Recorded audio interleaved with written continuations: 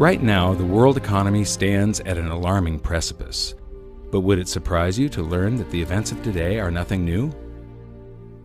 Give me the next few minutes, and I'll show you that there are cycles to history that can not only allow you to see the future, but to make preparations for the very predictable outcomes.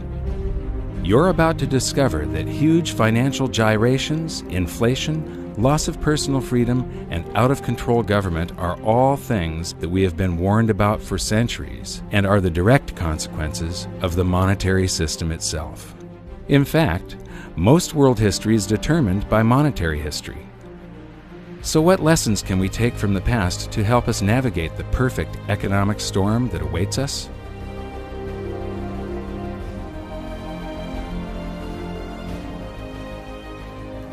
Debasing a nation's currency supply to pay for public works and war is a pattern that just repeats and repeats throughout history, and it's a pattern that always ends badly. In this double episode, we're going to create a timeline to show the similarities between ancient Rome and the United States today. Just like the USA, Rome started out as a republic after overthrowing a monarchy. So let's begin with their early economy in around 500 BC. In the early days of the Roman Republic, for the first 178 years, there's no evidence of big inflation. They were using gold and silver coinage mostly as their currency. Small denominations were made out of copper and bronze. Then Hannibal of Carthage starts to harass Rome in something called the Second Punic War. And to pay for this war, they did deficit spending by taking the coins that they took in taxes, melting them down, and adding cheap and abundant base metals such as copper so that they could mint more coins. This caused a big inflation, and the inflation was one of the factors that brought the Roman Republic down to a dictatorship, the Roman Empire. Most of Rome's gold and silver was stored in vaults under the floor of their treasury, which was also known as the Temple of Saturn. If you visit Rome, go to the Forum in the center of the city, where you can still find the ruins of the temple today. And here's something I found really interesting. The U.S. Treasury in Washington, D.C. has almost exactly the same design. So now let's start filling in our timeline of events to keep track of the major similarities between Rome and the USA. We just learned that the early Roman Republic enjoyed a long period of practically no inflation because they used sound money, pure gold and silver. Interestingly, the United States started on the same path. From the late 1700s to the early 1900s, prices were very stable thanks to laws that mandated the use of gold and silver as money, and our people were not robbed by inflation. But in both instances, it was the ongoing debasement of the money for war spending and public works that led to economic chaos. Tell us the parallels between Rome and what's happening in the United States today.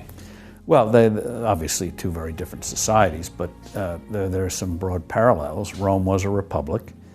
They made sure they had two people each year who were the rulers, the consuls. They always changed because the Romans were worried. They'd had a monarchy before, very unpopular. They overthrew it, so they didn't want anyone getting too many powers. What did in Rome? No surprise, excessive taxation and debasing the money. When you look at the coinage, it started out being an exact measure of copper for the sestertii and silver for the denarii, and by the time it was all over, worth absolutely nothing with perhaps a wash of silver to make it look like the original thing, which is exactly what we're doing now. So these patterns repeat themselves. They always repeat themselves. The Romans were the first culture to understand that a currency maintains its value because of its rarity. Julius Paulus once said, "This device, being officially promulgated, circulates and maintains its purchasing power not so much from its substance as from its quantity." Even still, the Romans never stopped churning out more currency, just like the USA today and the ancient Greeks before them. But in their race to debase, the Romans came up with some new twists of their own. The first of these twists was coin clipping. Whenever a Roman would enter a government building, they'd simply clip the edge off of their gold or silver coin. They would save up all of those clippings, melt them down, and mint more coins, expanding the currency supply. And when that wasn't enough, they developed the art of revaluation, where you just take a coin and you stamp a new value on it. You got 100! That simple. The move away from precious metals to something less than precious metals, and the Roman Empire famously clipped their coins. This was a debasement of the currency. There wasn't a paper currency, but it was a debasement of the currency. In the US, there's a very interesting phenomenon going on where they're not clipping coins, but when you go to the supermarket, you find that the portions of the items at the supermarket on sale are shrinking. You know, the servings on various other consumer products are getting smaller and smaller, but this price is the same. So it's very similar to that old Roman coin clipping trick from 2,000 years ago. It's another form of currency debasement, but it's hidden through cardboard and marketing and fancy presentation, but the people are nevertheless having their currency debased. So why should you care about this? The quality of a society is directly proportional to the quality of its money. Stable money leads to stable prices, which leads to a stable society, whereas debasement of the currency leads to the demise of empires. The major reason for Rome's ongoing currency debasement was to pay for their ever-expanding empire and never-ending wars. The precious metals content of their coinage fell further and further until it had next to no connection with the pure gold and silver that had initially provided them with a stable economy. Cut to today, and we see the same pattern. Up until the outbreak of World War I, the United States had very high levels of precious metals in its coinage, and treasury notes were backed by gold at a 1-to-1 ratio. From there, the USA debased its currency more and more to pay for World War II, the Korean War, and then the Vietnam War, until finally, the link between gold and the US dollar was severed completely. For those new to the series, let's revisit the pivotal event that has managed to sneak under the radar of modern historians as nothing more than a side note, even though it will have repercussions for generations to come. It was an unprecedented act of global debasement by a modern wannabe emperor that would make any Roman ruler hang his head in shame. Most people think that President Nixon's criminal activities were limited to wiretapping and spying on the competition. But his greatest crime came on August 15th, 1971, when he severed the last ties between the dollar and gold, when he ended the Bretton Woods system. I have directed Secretary Connally to suspend temporarily the convertibility of the dollar into gold or other reserve assets, except in amounts and conditions determined to be in the interest of monetary stability and in the best interest of the United States. The Bretton Woods system tied all of the world's currencies to gold through the US dollar. But instead of running out and hanging the guy when he took the world off of gold, the world just yawned and accepted that we were now on a fiat currency system, that we were now on this infinitely expanding system, that we no longer had money, we had currency. Money should be a fixed measure of value. It's like 5,280 feet in a mile, or 12 inches in a foot. I gave you the example. Imagine trying to build a house, say 2,500 square feet. If the foot changed each day, it was 12 inches one day, 10 the next, 20 the next. Very hard to do if that's changing. Or the clock. I like, yeah, this. The 60 minutes an hour. Imagine if they floated the clock. So you had 60 minutes an hour one day, 30 the next, 90 the next. You'd soon have to have hedges, derivatives, futures to figure out how many hours you're working. You're baking a cake. I love this example. And it says bake the batter for 45 minutes. Then you have to figure out, is that inflation-adjusted minutes? Is it a California minute, a Nevada minute? Just makes life infinitely complicated. So when you have a fixed measure, when you go to the market, you assume if you're getting 16 ounces of liquid, it's 16, not 13, not 18. Just makes commerce, which is the source of wealth, people doing things with each other, infinitely easier. It is very odd that we've established a situation where what people do is scramble to borrow liabilities. Certainly, I guess, the most attractive liability in the world, or put a different way, the most attractive free trading lie on the planet is the US dollar. We joke in investment conferences it's the worst currency in the world, except all the others. If you're going to trade in a lie, it better be a liquid lie.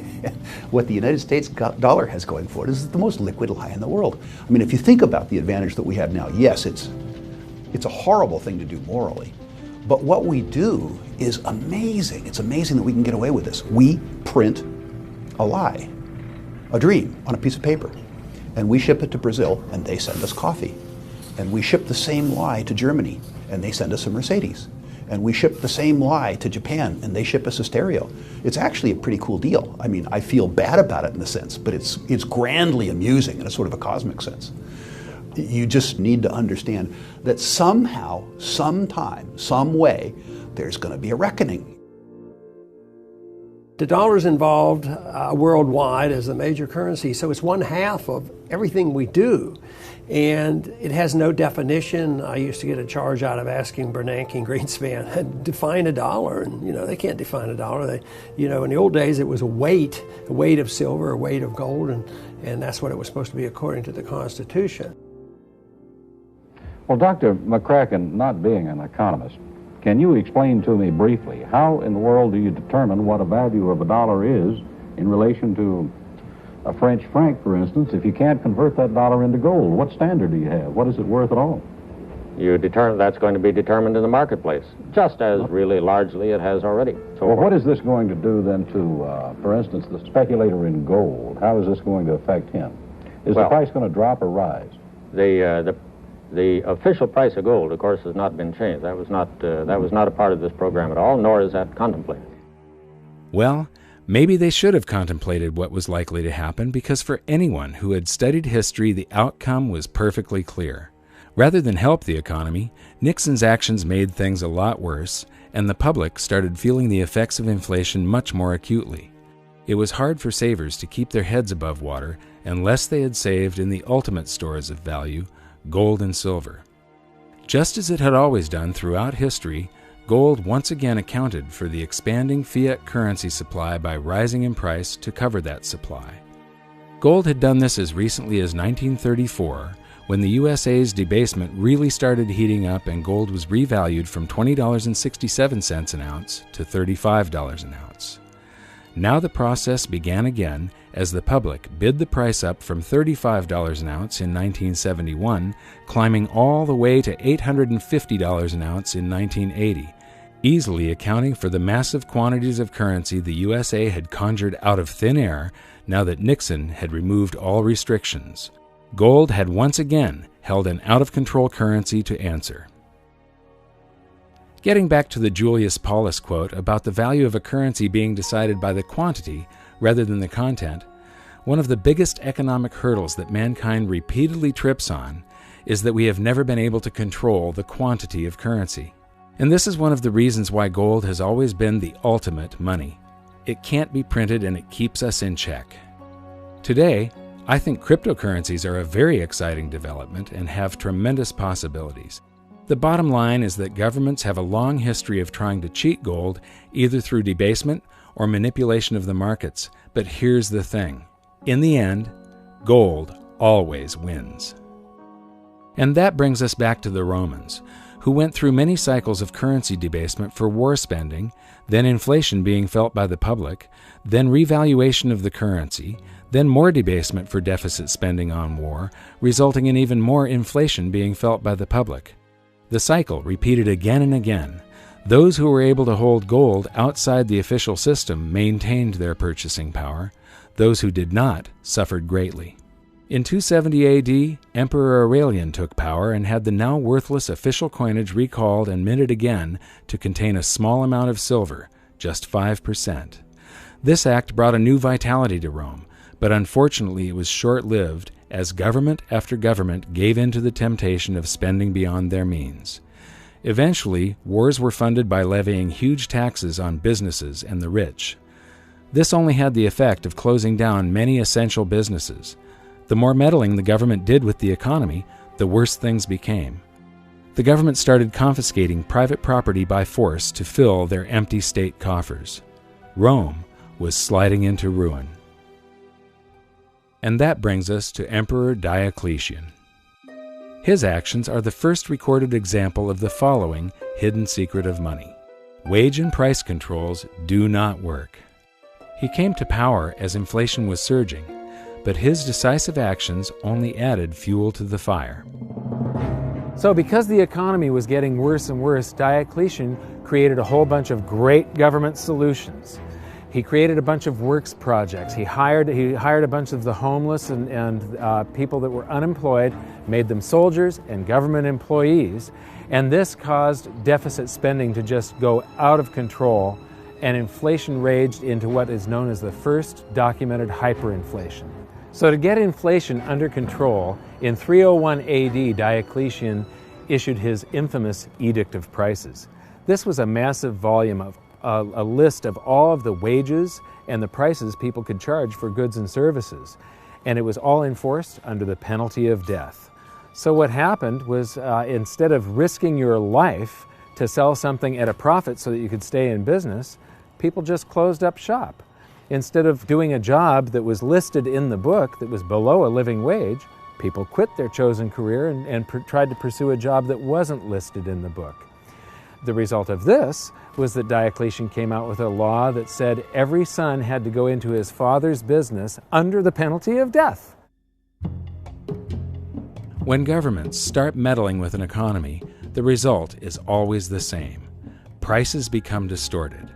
This is a huge danger because prices act as a signal for an economy. They indicate to producers and buyers where true value lies.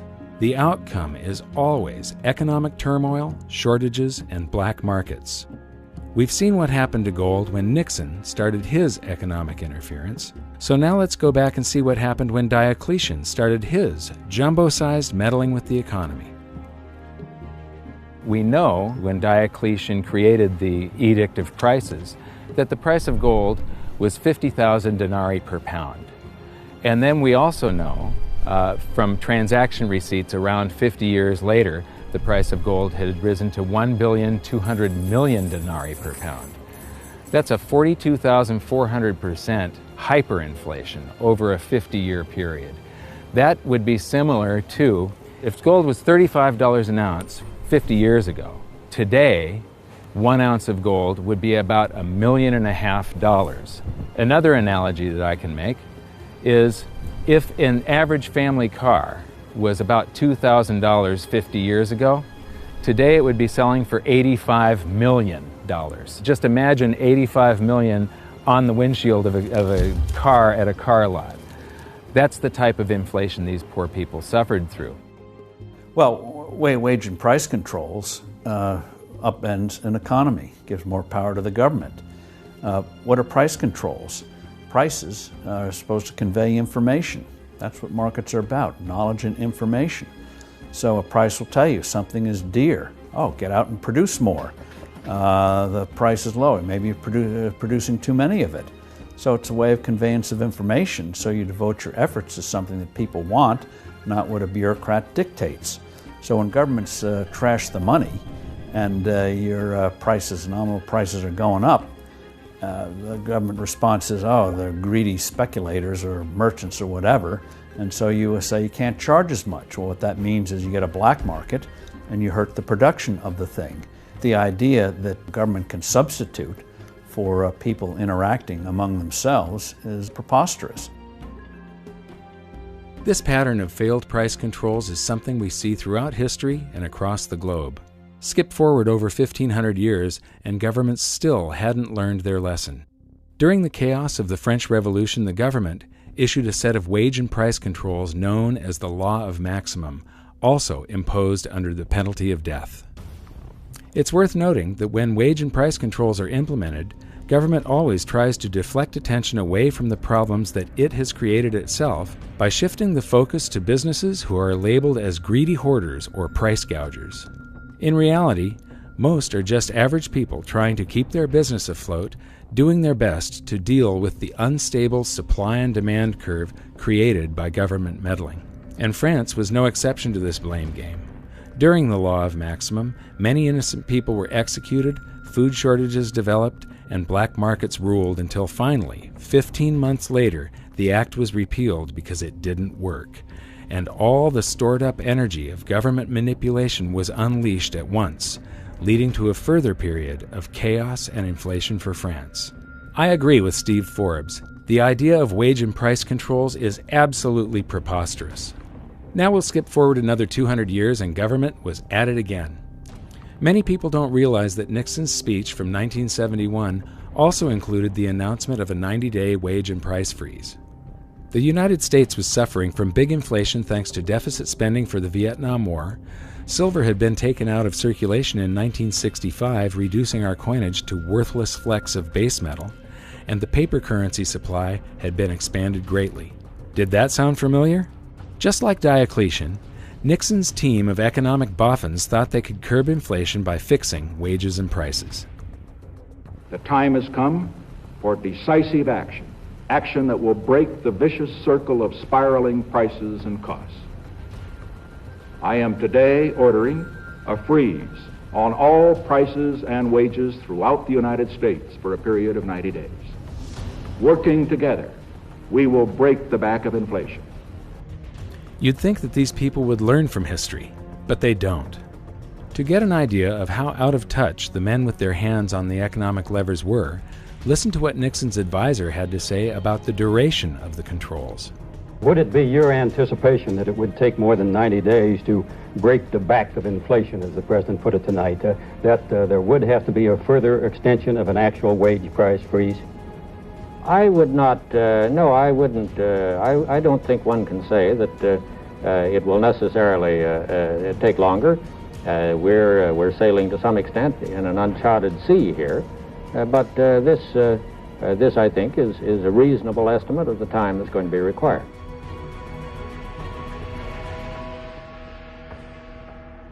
Glenn Rather. President Nixon is expected to speak for about 15 minutes on his new economic policies. The President's address tonight comes against a background of the following facts, among others: record high gold prices and rapidly increasing cost of living figures for most Americans. The wholesale price index rose by 2.1% during the month of May. The index of industrial commodities in the last 3 months has risen at an annual rate of 15.9%, the worst since the Korean War 20 years ago. All of that part of the general background of the President's remarks tonight. Every American family is confronted with a real and pressing problem of higher prices. And I have decided that the time has come to take strong and effective action to deal with that problem. Effective immediately, therefore, I am ordering a freeze on prices. This freeze will hold prices at levels no higher than those charged during the first 8 days of June. It will cover all prices paid by consumers. What was Albert Einstein saying? What kind of an idiot would do the same thing over and over and expect different results each time?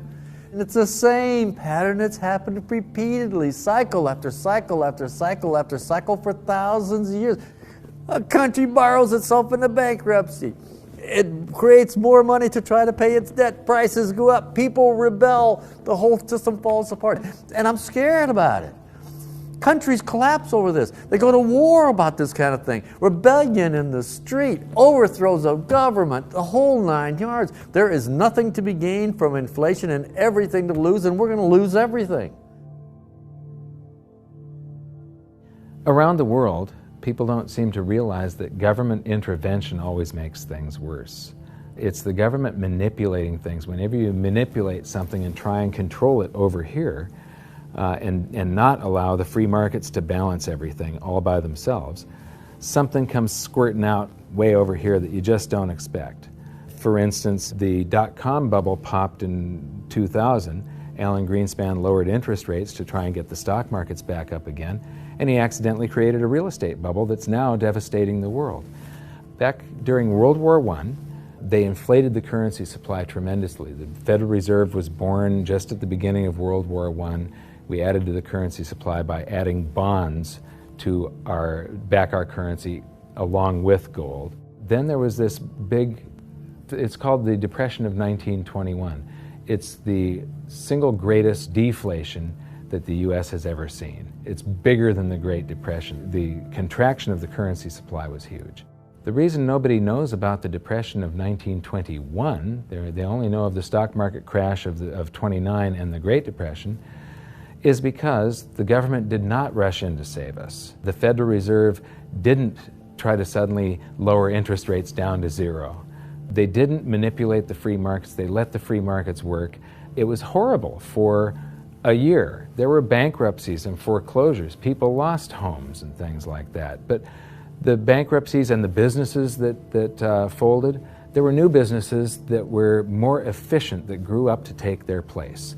And when a home gets foreclosed on, it gets resold to somebody else. And yes, it was horrible, but the people that were leveraged out, or the people that weren't in full control of their finances, or the inefficient businesses that were just hanging on by a thread anyway, yeah, they went under.